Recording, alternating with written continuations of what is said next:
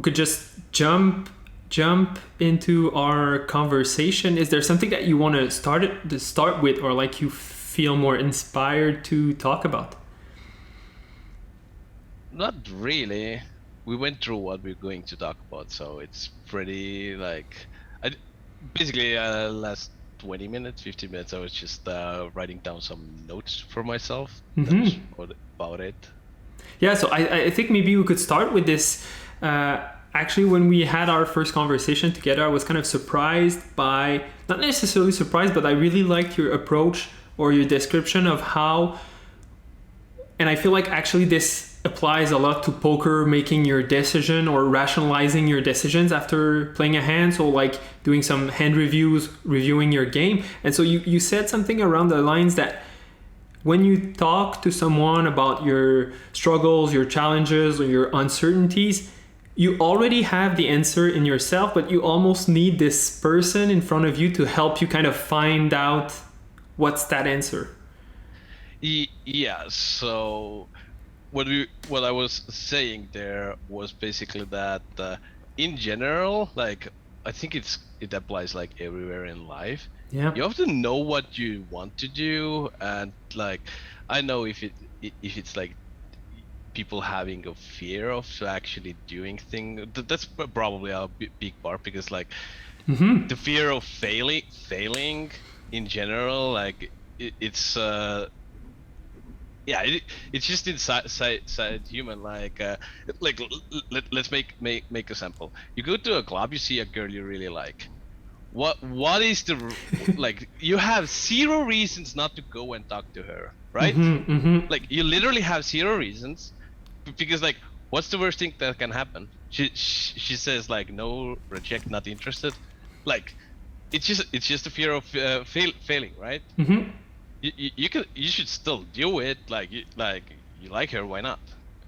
So, and like another example yesterday I brought up is like, in general, like especially like if you have some like tough decision in your life, or like you're like uncertain about it, so obviously you're struggling with the decision, like it does help to talk to you. Like if you have mental issues, it does help to go and talk to you, for example, in poker, just because like even though like you will help to walk through the thought process and all of that you might struggle because you're just thinking it yourself. So, and like in the end of the day, if you're not happy about it, or like you just feel like you need and like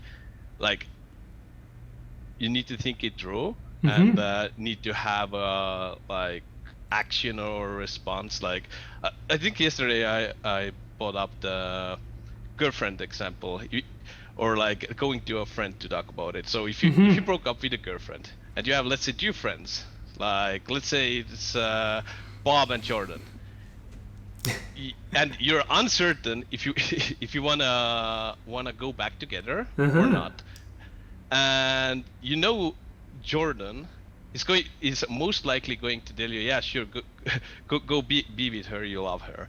And then you have Bob, who never liked the girl, is always against the girl, and you know Bob is most likely going to say like, no, fuck her, like whatever.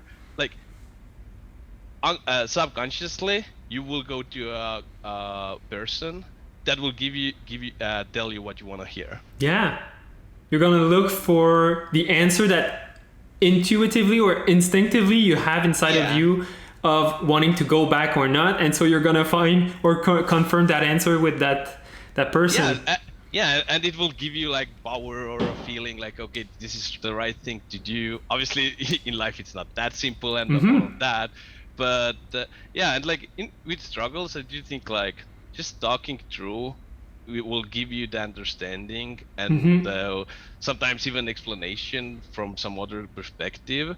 And once you have that understanding, that will leave you to accepting the thing that it is how it is, and that will help you move forward with it. So the struggle like ends there, but sometimes it takes a longer time, sometimes shorter time. Like, I like your example, and here how I want to frame this. Like, and I put it in the perspective of me as a mental game coach. When you go when you go ask for advice from a friend, you're looking for an answer. If you come for advice to me, what I'll do with you is help you figure out all the puzzle pieces, but then you'll be the one telling me where they fit. So like you've said, when you talk to someone about your struggles, you try to figure out what's important, what's relevant to that situation. But I'm never gonna go and be like, yeah, go back with your girlfriend, or no, don't go back, yeah, right? exactly. So Like, you have that answer. Yeah, exactly. That's why it's good to use a psychologist or like somebody who's like who would never tell you exactly what to do. Obviously, there are like in the same like example, you never know how things are. Let's say the girlfriend is beating you or something, and it's abusive or something. Like then it's like it's not normal to be in such a relationship, and that person should get help herself. But like obviously it's like a more deeper like whatever the situation is, but like to keep it simple, yeah, like talk to somebody who won't tell you what to do, but just gives you like due sides of it, how to look at it. And you can like the person should choose himself what he wants to do. I'm kind of curious how that would relate to poker, in the sense that there are some clear situations where you're punting, or like that's a clear mistake, it's a no-go. That's similar to the example you give, where if your girlfriend's beating you, probably should not come back to that person. So in poker, there are those situations that seems to be clear. Are there any situations where it's more gray and there's no real right or wrong answer to a play? Like, what are your thoughts on this? So, well, because there are so much unknowns. But if you look at in poker, but if you look at like just go from GTO perspective, like let's say there is a situation you're gonna run a sim. You will get the answer what the GTO would look like. That's the one way to do it. There are I would say like a lot of people in poker have like you will get into a like back in before I got involved with BBC and Jordan, I actually had that point where I was looking at like all the information material in the internet. There are guys who would say like you should play GTO. There are guys who will say you shouldn't play GTO, and like for me, I just got so lost. Like, what should I do then? Because like I do think like in general it's in a lot of areas in internet there are so much information, it's very hard to like know what is true, what is not true. Like you can go with so many different approaches, but in poker if you get into that situation, for me it was like getting pretty simple. I'm just going to go, like at that point it was Jordan. I'm gonna go and get coached by him, and I will do whatever the fuck he tells me to do. And well, he's obviously a very GTO approach player, but you can also learn exploitative strategies. Problem with exploitative strategies often is that how certain can you be on your read? Yeah. Because most of it you just don't have data. You just don't. And if you don't have data, you are going to make exploitative play based on what? Based on nothing. Just because you thinking something is true based on like maybe 10 hands you have. Or maybe your feelings or emotions, like your fear. Maybe you're gonna make decisions based on your fear, right? Yeah, exactly. Especially if you're in the final table and it's a big spot for you, a lot of money. That might also be true. Or like definitely is. I don't think I ever had that because I've always been like kind of robotic when I play, because like there can't be emotion because like if there are like sure there are emotions, but like it's still like my decision shouldn't be like emotion shouldn't have anything to do with my decisions how I play. I think that's actually a good transition to talk about emotions and how you approach Because you're telling me emotions shouldn't have an impact on how you play based on basically because poker is such a rational or like almost a solvable game. So you know that it's just the math. Like, how it's do the math, how do you right? put your emotion to your math? I do think it's a little bit in with live games, because like you see how people are like you because what you see, if you can rationalize that and be like, okay, he's like, whenever he's bluffing, he's throwing chips like this, for example. But like when he's not bluffing, he's like very like slow emotion. Just a random example. Like you should count that in to your thought process and ranging the guy, because the range, like in like often it's like, oh, it's like my like, does PBC teach you for playing live? Yes, like the math is same. Like there is zero difference in math. Yeah, only thing with live poker is you can range because you can see people how they react. You can just make assumptions. Like let's say the guy pre-flop acts very strong, and you have like paying attention to that, and he's supposed to be opening 30% or 40% on the button. Maybe now, because how he is acting, you can actually think or like have a reasonable assumption that he's actually opening maybe 20 to 25%, or like his range is actually that. So now you're not playing against 40%. You need to just adjust to play how do you play 25%. And if you have studied and you know that MP is opening 25%, your strategy from big blind should be how you would play against MP instead of button, because you just do the ranging a little bit differently. But like the math, if you look at the math is like, you can't argue the math, you can't change it. Like it is what it is. And that's why like emotions in like, does math have emotions? No. Like, but yeah, like with emotions and like what you see and stuff, I do think like you can start ranging people a little bit better here and there. It's probably true in online as well. Like if people are acting like their diming is like a little bit different all the time, and you can pick up, like, let's say he plays like certain parts of his range very fast, and when it's if somebody's playing slower based hand, it's typically like a really strong hand or a bottom of the range. So that's another way you can actually start ranging people a little differently. But like emotions, like that doesn't mean anything, right? Like there is no rational like it gives you zero edge on it. It sounds like you're saying it gives you zero edge, but at the same time, if you're tuned into those emotions or maybe the sensations that you have about a situation, you could actually use that at your advantage. Yeah. I do think like the sensation is a good word. Like, yeah, if you have that sensation or like that feeling at that point, but like that feeling, how do you develop that feeling? That is like by observing and rationally thinking.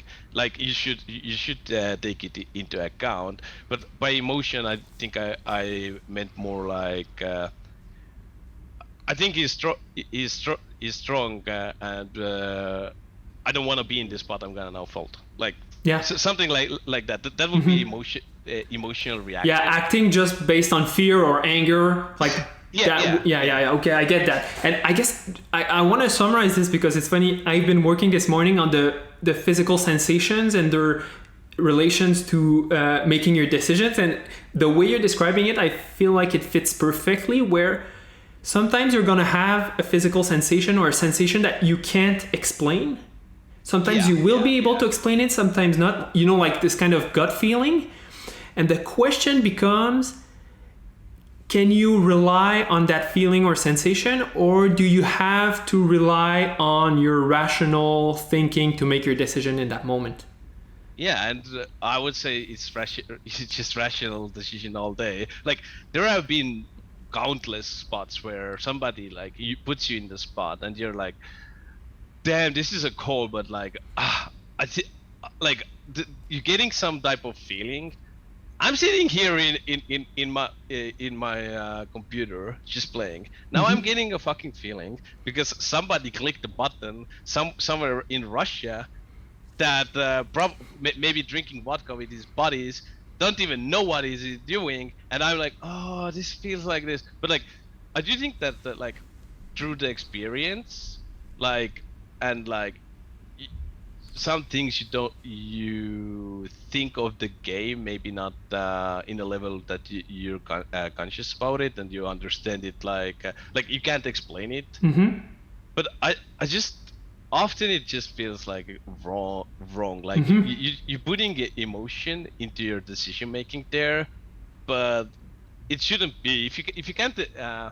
If you can't rationalize and explain that emotion, it shouldn't be an equation. Yeah, exactly. I think that's the best way to summarize what the point we're trying to make here, that you have this feeling or sensation that's coming. Are you able to rationalize it the same way you said buttons should be opening 40%? I feel like I have this sensation that he's opening 20-25%. I feel like he's tighter, more conservative. Can I rationalize the sensation to change my decision? Because normally your rational mind would tell you this is the range you play versus 40%. Yeah. And now, because of the sensation that you're able to explain rationally, I'm going to adjust my game, I'm going to adjust my play. Yeah, exactly. Okay, so that's the only moment or situation where you're going to change your decision making, is when the sensation makes sense. Instead of like just being feared of losing your stack, that's not a rational or good reason for playing differently, right? Yeah, yeah. And you often hear like in like if I stream or like watch some other streamers and they're like, oh my god, it's like going all in here. It's like crazy. It's such a high buy-in. Like, it's irrelevant. What matters is like, is it mathematically correct play or not? Mm-hmm. That's the only thing that matters. Like, if you look at that professional point of view, Mm-hmm. rest is like, yeah, it's just emotions. Like, And it sounds like the way you're saying it, because I feel like there are some, like, I feel like you're one of those players that is very strong technically. And so because of this knowledge that you have about poker, you're able to rely on your rational mind and you know what to do in different spots. So because you know what to do, there's no emotion for you to feel. You know how to react or play in a situation. yeah, well, you don't always know, but like, you have some type of idea and you do your best what you can. Mm-hmm. But yeah, like I'm pretty sure everybody will have those emotions even playing online. Like I do that, or like there are like players we call field players. There are quite a few in high stakes as well. Mm-hmm. But like we okay, let me think. Yeah, I guess we can talk about Connor. So Connor is a player who has probably used solver. This, like, he has seen solver solutions, and he's like playing a lot. He has a lot of feels, like, let's call it feels, how to play against certain players. Yeah, yeah. So I think it was year ago. I don't remember exactly when, but Gunnar did a session with Jordan, and because Jordan is coaching and running all the sims, Jordan is like giving all the explanations. Connor can't give those explanations because he isn't doing it. But if Jordan is looking how he's playing, somehow he's so good that he plays pretty close to what the answer is. Yeah, he makes mistakes like everybody is making mistakes and all of that. But like, it's just a sample of like, because he plays so much, he adapts like what everybody else is doing. Like, you can also reach the conclusion over there. Mm-hmm. But like, he's still like thinking in a high level, and his game is really good because of that. Eventually, I do believe it. Eventually, I do know yeah, like, we study together. He studies with Donka, and like, because there is a lot of more sims he's seeing and all of that and explanations, like, he will keep up. But like, in like, everybody who's not in my opinion, people who's not using solvers in 5 years, it doesn't really matter how talented you are. I just think like, at some point you cannot beat the game that well anymore. It might not be true if there is some poker booms coming, and like, Mm-hmm. I just mean like very reg heavy games where everybody's Right. using solvers and all of that. Like I do believe like we are heading that way, because like if I have all the answers, I know all the answers, and you're still operating by your feels or some randomness what you see in the tables and try out and something like. Eventually, those players. I don't want to say all of them, because like I am pretty like amazed how good how well Gunner plays without using solvers. And there are a couple I don't want to name names, but there are high stakes regs I do know they don't really run any sims. They just like they're just doing their thing, and they're like one of the some of them are actually really big winners in the game. Yeah. Still, so somehow they manage to do it. Yeah, but it sounds like the answer, like you said, is they've accumulated so much volume that they are able to arrive to the same conclusion based on all the assumptions that they have about the game, based on all the rules that they've created around different spots or different. So basically, if I'm playing against you who's GTO, at one point I'm gonna understand your strategy, so I'll be able to play closer to your strategy. Yeah, I do think like they are just mirroring what others are doing a lot. Like somebody's using small bet size. If you never run a solver, you don't maybe like do it. But if everybody is doing it, you're playing every day. You're like, oh, okay, I'm gonna do that, because like it seems to be a thing. Like I think Daniel Negreanu, I think it was like in his vlog or something. There was some late reg to WSOP event. He had no idea that it's profitable on the last minute to jump in, and he went to the line and said like, yo, look at all these smart guys. They're jumping in the last minute. It must be profitable in ICM because they did the calculation. So I'm gonna jump in as well. You don't need to do all the work. You can just see what other guys you know who do the work do, right? Yeah, interesting. Sounds like we're kind of getting away from, like we're moving from the emotion part, and we're now becoming hyper rational. So I'd like to kind of bring back the conversation around emotions, because you've told me how you do experience emotion. You're not a robot. Like you will have emotions coming up, and I'd be curious to hear how you manage them in game, because you've mentioned something around your ability to acknowledge emotion, but then being able to block them until you're available to deal with them. You've said something along those lines. So yeah, so but let's say I'm getting bad beat. My first thought, like I can feel like emotion coming, and like the first thought, like I'm like, bro, it probably happens within a second of your mind, because like otherwise I'd be tilting already, right? So I can somehow like just like rationalize it and choose to like, okay, like I understand like bad beats happened, because I have been doing it such a long time. It's like it's irrelevant to react to it. So because I'm acknowledging that emotion, I'm like, I don't really need to react to this thing at all. Obviously sometimes you're gonna curse or something. I do think that helps, but like it's kind of like still somewhat to some extent a choice. Do you want to do it? You can also like with meditation, like if you meditate, you can just observe what are you feeling that moment. It's kind of same, but it's not like you're in a really relaxed state. And like you can just kind of choose if you want to react to it. Like I actually thought of really like last night going to bed, I was like, wait, the fuck do I think like this? But like really extreme scenario. Let's say there is a guy who just shot you in the arm, okay, and he's chasing you. Are you going to react to that you got shot, or are you gonna run because he's trying to kill you? You're not going to react to that because you need to get away. So it's kind of same thing. Like even though that happened, you just don't like you're choosing to ignore it because you have something more important to do. And I do think like that actually brought up, even though it's super like weird example, it actually brings it like out pretty well. Then what happens, like you get the emotion, now you you either stop, like in that example, and getting killed, or it's like, okay, fuck this at the moment. I'm gonna keep moving forward. Yep. My more important thing that is playing and making sure I'm playing best game I can, right? Yeah. Yeah, you can curse at that moment, obviously. Like I mean, like if you're getting shot, like you better curse.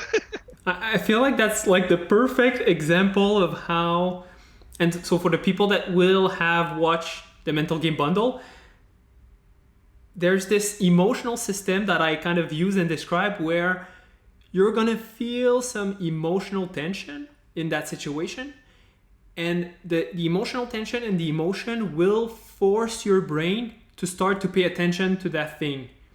But if your brain sees that something more important is going on, it's gonna prioritize what's most important and kind of avoid or forget about what's least important. So in the example you gave, you get shot, but your brain has a decision to make here: is it more important to stay alive, or is it more important to attend the wound that I got shot? Yeah. And in that moment, your brain makes the decision to start running because this is what's most important. So you don't even feel that the pain in the moment. You feel the rush to run away.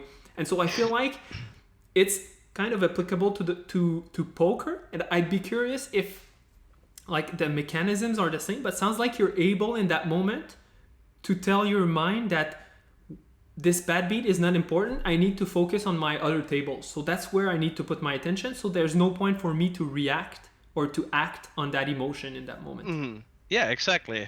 And another thing is, like, let's say I got the bad beat today, and let's say I got it now, and now from 6 hours I'm gonna finish playing.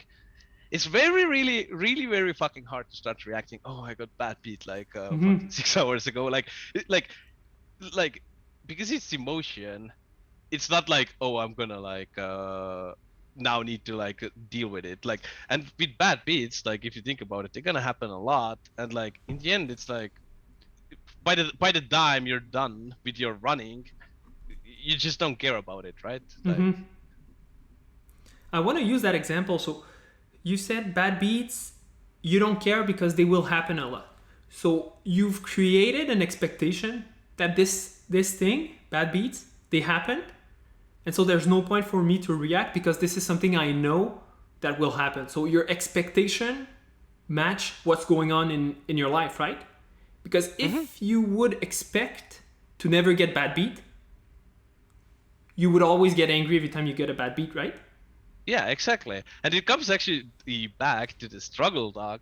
If you can really understand the variance in poker, like you can't really understand it, but it's pretty normal. Like you can ask any poker player, they will tell you like they got multiple bad beats. So if you understand it's going to happen, and like you can accept it, and once you accept it, it's like even though it happens, you get the emotion for it. It's still like you can still move on. It's easier to move on once you accept things, right? Yeah. And it's like even if I start playing, because I have done it for so many years, I already accepted it, right? One thing to say about like bad beats and like people being like, oh, like do I need to be like a robot? Like no, like I'm cursing all the time. Like it's fine. Like I do think it's healthy as well to like curse at times, especially like you're just expressing your emotion. It's whatever, and then move on. Like if saying fuck every time you're getting bad beat helps you move forward, say fuck every time. Like just move forward after that. Like if that's your like trigger or thing to do that. Like because there are like, I think I mentioned it yesterday as well, where I do think, like, to me, at least at some point, a lot of mental game coaches from poker, like, obviously, I have only seen not much, but what I have seen, there is some type of a picture, or like, it have made me look at it as like, you guys are trying to tell us like,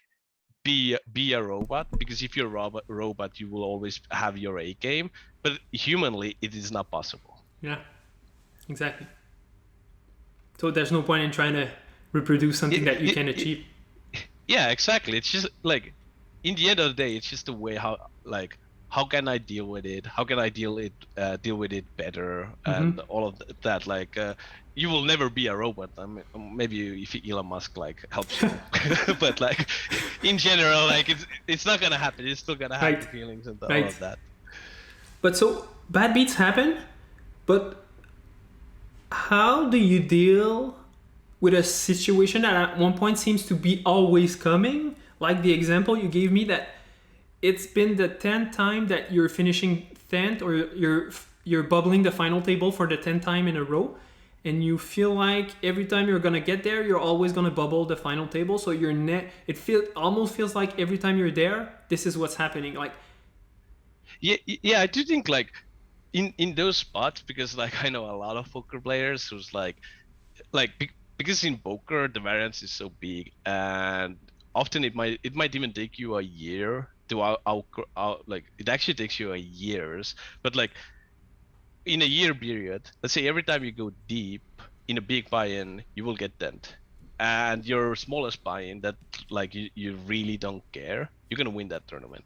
But in the end, you will always be like on a down, like obviously if you're getting dent a lot, you will be on a downswing as well. And like over the months, it's going to build up and up and up, and like then you have like one of the some biggest spot in your life, and it happens again. Like that being that does feel like I have had those spots. It's always feels so like depressing, and like it's like your mind is blocked to see a future and like rationalize it and accept that it's whatever, just because it's like such a long period of time that you're dealing. It's not like the bad beat story where it happened, whatever, I'm gonna move on, and you don't need to deal with it, because like if it's your job, you're a lot often, maybe for, I would say probably a lot for a lot of people, typically they can't afford to lose maybe that much money, or let's say even typically what I'm like recommending, if you're playing poker, you should always have 1 year of living money. Let's say you have been on this type of run for 10 months. You haven't been able to cash out. You have your stuff you need to take care of, so that will definitely like play into it as well. Yeah. I have had that once in my life, but it ended great because I won a lot afterwards. But like I do know there are a lot of people who struggling with it, and like and with that frustration, the tilting apart will also come up more often. The bad beat, you're not taking those bad beats in those spots that well anymore. It like the struggle is like way higher, and for me, I have just like rationalized like those emotions are there. I will react to them in some ways. But yeah, like it's just like I guess I have rationalized it, like also like because of the feelings, it like eventually it will go away, and I believe if I keep doing it, like the emotion will go away, plus I will still get back to where like I will outgrind the variance, I will be like back to winnings. But like my question for you would be like, what would your tips or suggestion would be in for somebody who's like being in that spot? Yeah. It's difficult, but because there's so many variables. But let's just take this. Let's forget about like life bankroll. Like let's just take the situation where it feels like every time you're getting deep in a tournament, you bubble the final table. You're in that situation. So, and the way you described it to me, I feel like it's quite accurate. Your mind starts to believe that this is the outcome that will always happen in that situation. Yeah, at some points you're definitely like I've been there, like it's like It's coming. Yeah, it's coming. Yeah. And so your mind is playing a trick on you, that it starts to believe that this is the new normal. And like you said about emotions and those situations, at some point they might feel like this is your new normal, this is your situation. but these things don't last. And so if you play long enough, I can assure you, you won't bubble the final table all the time. Like, there's no way. There's just no way. But also, what's difficult is to change your mind or your mindset around that situation and to start to believe that there's some hope that actually you might do a final table one day. Like, having the belief in yourself that this is going to happen, because at the moment, it feels like there's no hope. There's no other outcome than finishing 10th. Mm. But how do you build such a belief? Because like at that point, like, it is kind of depressing. You're definitely thinking more on the emotional side than rational side. So how do you build go back to irrational and like understand like those emotions will go away? It's not rational to think how I'm thinking, and obviously it's super hard to put it in practice. But like, how do you like? What would be the things you should be start doing, maybe, or habits to develop or something? Yeah, that's kind of tricky, right? A big part of it is actually talking about this, like we're doing. Because in the past couple of months, you've started to create this belief. The belief that you're always going to bubble. So we're going back to like, go talk to Frank. And so you want to rewire your brain and start to rebuild beliefs around your game. And like, if I were to take you as an example, what's difficult is when you don't have past experiences that can prove the belief wrong. So if this is your first year playing and you're on that huge downswing, it's going to be difficult to tell you that actually that's not what's happening. Maybe I can tell you, look at 10, 15, 20 other players and see how actually you realize that there's hope, there's a chance that this won't last. So that's difficult when you have an inexperienced player. But let's say we have someone who's at his 4th, 5th, or 6th year playing. The first place I'd go is look back at your career for the past 5 years, not just the last year where you've been experiencing your downswing, but actually look at your past successes in your poker career and see how this is different from what you're experiencing in the moment. So, and immediately what I would think of that, I would just be like, what my graph looks like. My graph would look like this. And it's like, it's growing, like, why am I sad about it? But like, I do like that idea, as we talked earlier. Just go and talk to somebody and he will give you the fresh perspective and like helps you work it through in your mind, because like you're not capable or able to tap into enough of your rational mind to deal with it alone. Exactly. Your emotional state is blinding you and you're not seeing the entire picture. You're focusing on one thing, and you said the word perspective. I think it's all about being able to create a different perspective, creating some space between your situation and yourself. So this is my situation, but when I look at myself, I see all the skills, all the knowledge that I have to beat the game. All I need to do now is beat variance. This actually fits very well into fixed mindset and growth mindset. Let's go there. So in that moment, the person who's in that spot, because your beliefs are, it's not going to like get any better. There is no growth. You are actually in a fixed mindset. But if you had a growth mindset, you would see that, I'm just gonna keep working. It's gonna be okay. Like all of that. So I do think like that actually went pretty well into that topic. So for a moment, you started to believe that your situation is fixed. It will remain this way. But if you have this growth mindset, you create that distance, that perspective, and you actually realize this is just one obstacle in my journey. Like exactly. How can I overcome it? And maybe like that sounds oversimplified, because the example you gave, you're on your 10th month of your downswing and you have 2 months left in savings.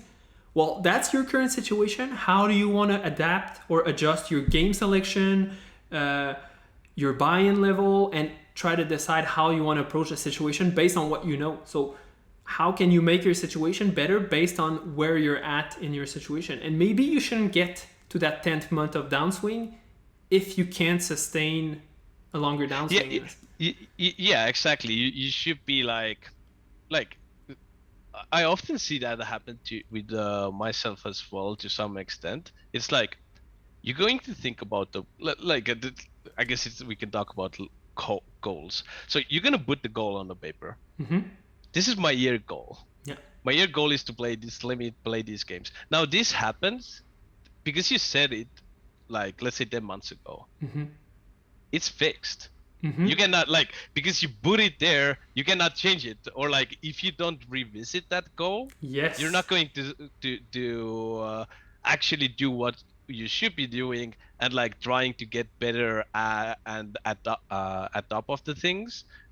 And like that would be very very fixed in that situation, I think. Oh man, I think your example is so perfect. So you're on January 1st, you give yourself this goal for the year. I want to play these games, these stakes, I want to win that much money.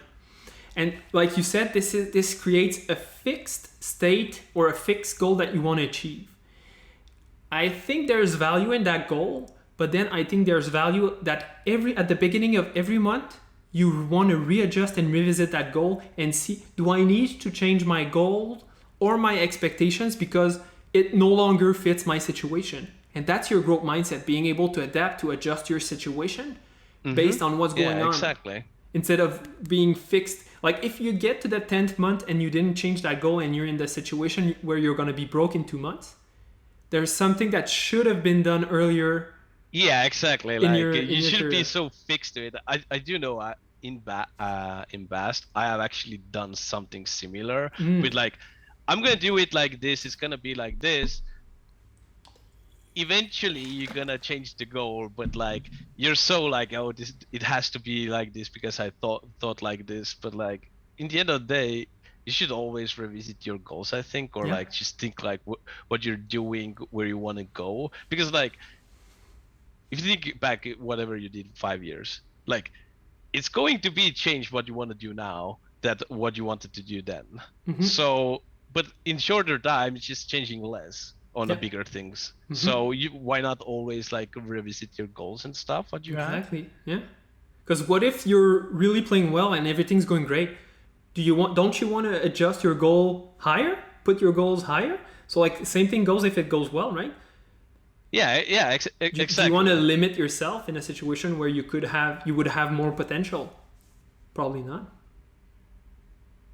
Definitely not. Yeah, right. It's probably it's definitely not. Like, but yeah, I do think like there are a lot of like in general, I'm also have done it, but like there are a lot of people who's in poker that are very fixed with mindset. I used to do some of it myself. For example, you're gonna play a hand that you're uncertain of, but you got like a beat. You're gonna run a solve for it. Now the question is, what are you doing with the solve? Are you going to look exactly the line you did and get that like dopamine rush or whatever you get from it? That, oh yeah, I made like a frequency play that's okay. Or that's very fixed. You're gonna look the entire sim, think through your thought process. What did you think in that spot?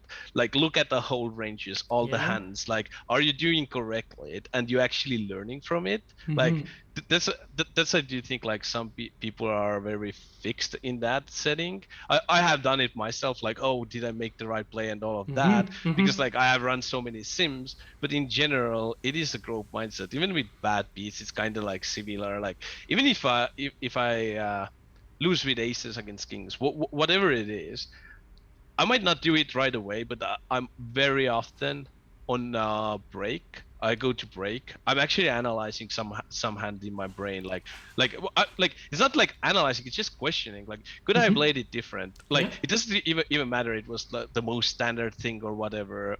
It's just like, could I have played different? Yeah, I guess if it's all in and the call and you have aces, like there's nothing to analyze. But there, it's still like you can always think about like the ways you can get better or you can just be like, it is what it is. I don't care. Yeah, yeah. So I do think like in general, I do think it's actually uh scientifically proven that everybody who has a growth mindset are going to achieve more than a fixed mindset. I'm not 100% sure, but I'm pretty sure there are done some studies on gates and like shown how that is going true. Yeah. I'm not quite sure, like you said, about the numbers, but it makes sense to believe. Like, just taking your example in mind, you have this huge amount of knowledge, you have the proven skills that you're good at poker, but you continue to question your rational thinking, your decision making, and this is what actually allows you to continue growing. Because some people, once they think they have the truth, they're gonna use that and they're gonna stop questioning their rational. Yeah, exactly. Because like you know it's there. It doesn't really matter. I like it's always like I don't know. I'm questioning so much things in life. Like I always constantly questioning everything. Like I'm questioning like different poker models, for example. I'm questioning. I'm like trying to figure out what could be better here. Like, but it's still like often its answer is nothing.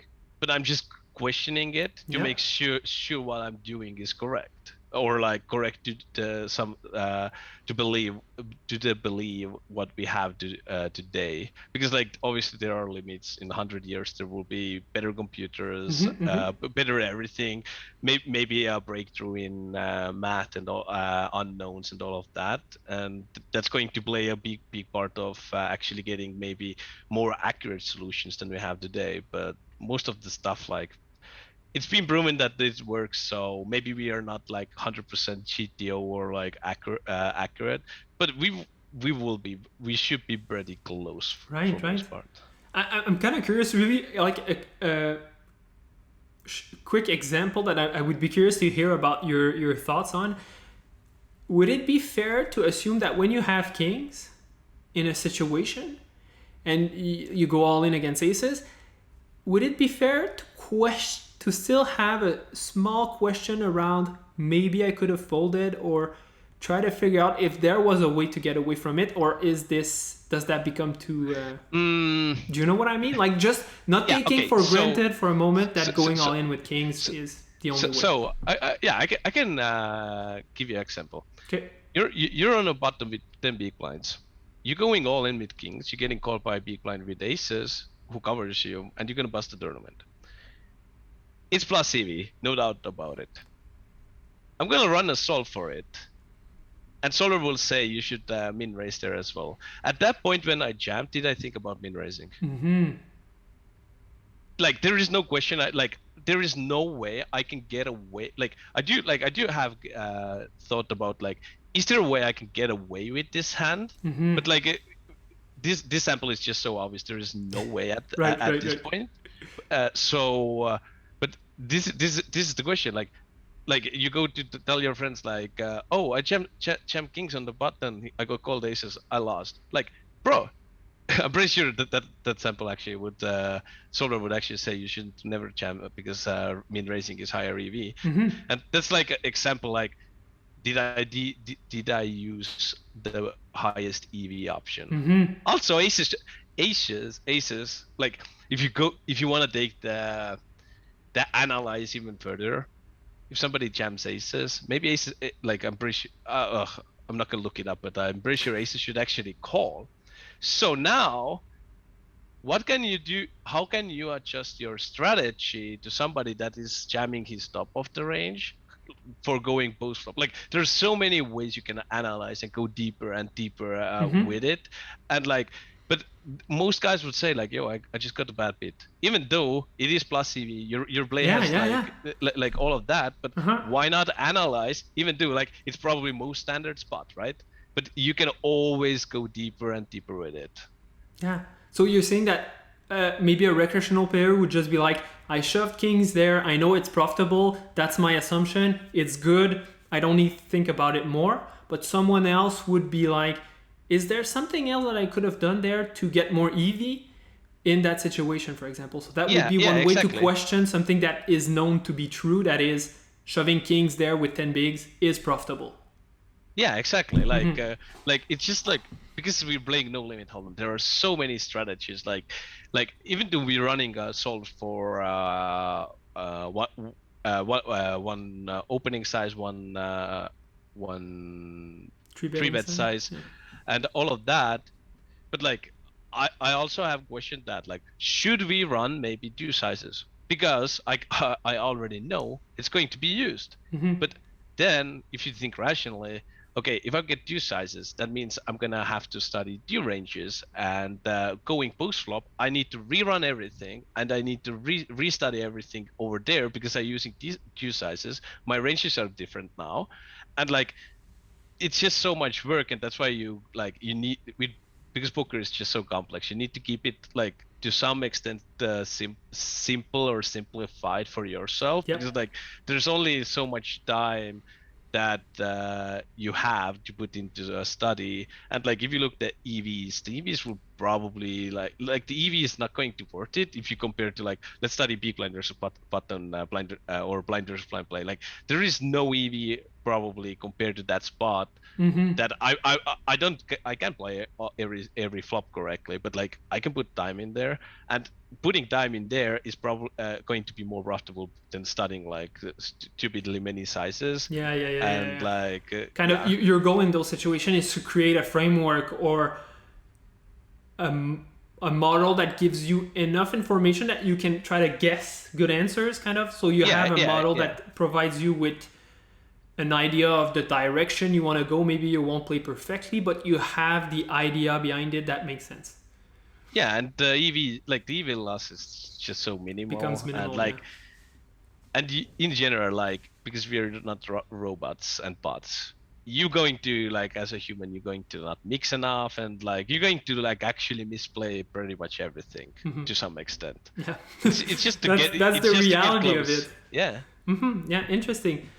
Actually, I think that's a good place to wrap up the conversation, and I kind of wanted to talk about or give some takeaways based on what we discussed together. So first piece around like talking with someone about your struggles, your challenges, and that person might help you figure out the puzzle pieces in your life and also make sense of every pieces and try to help you find the appropriate answer for you. So that's something to keep in mind.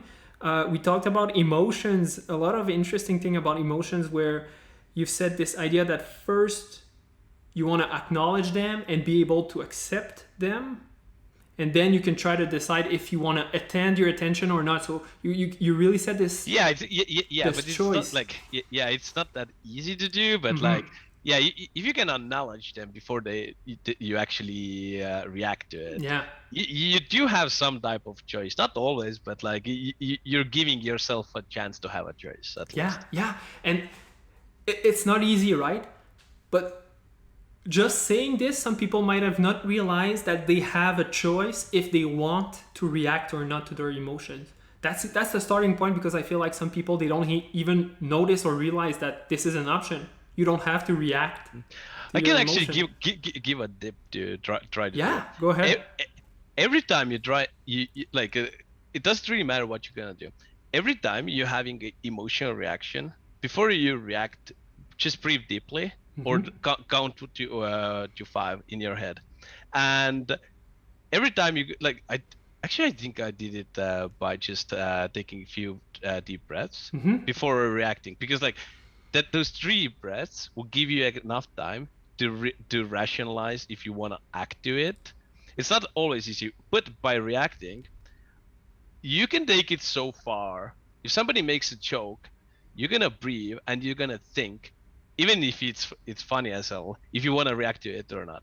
If you're gonna do it a lot of times, you will actually start seeing like because most of the stuff we humans are actually reacting to, it's so pointless. It's like it doesn't really matter, and once you understand that as well, it's like it doesn't really matter. Like I don't want to react to it, so I'm not gonna react to it. So I do think like that is maybe one like dip or something that people could try and do. Like next time you're gonna get the bad bit, just take three deep breaths, and then your choice. Do you want to react or not? And if you're gonna keep doing it, you're gonna build some type of system in your brain where every time something emotional is going to take place, you're gonna think before you're gonna act. Yes. It's not always true, because like there are some really big life shit that happens, like you are going to react, like, but like for me, I have been like somewhat doing or like thinking like this for a long time. So even if I like, there have been some situations when I have been drunk where I can actually like think rationally, even do like, if somebody would look at me, it's like no fucking way. It's just like, I'm just gonna think it through really quickly. Obviously, it's not as fast as if you're sober, because for obvious reasons. But yeah, I do think like that would be actually a good tip to try and do. Yeah. Just breathe before, or count to 5, count to 3, and then choose.